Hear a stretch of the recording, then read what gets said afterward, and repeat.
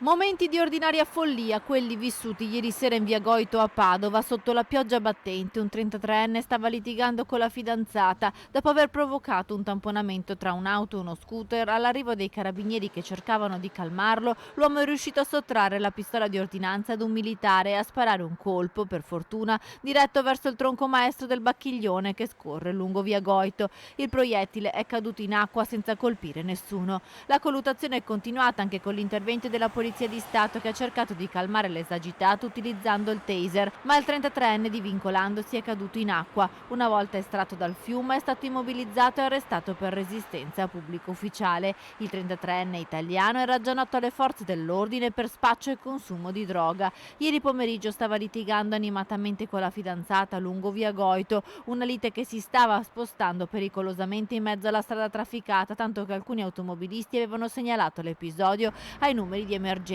Ad un certo punto i due ragazzi si sono spinti proprio in mezzo alla carreggiata, provocando un tamponamento tra uno scooter e un'auto, fortunatamente senza gravi conseguenze. Sul posto, nel frattempo, anche i carabinieri che con il giovane hanno ingaggiato una colluttazione culminata con lo sparo. Non si conoscono i motivi della lite tra i due fidanzati.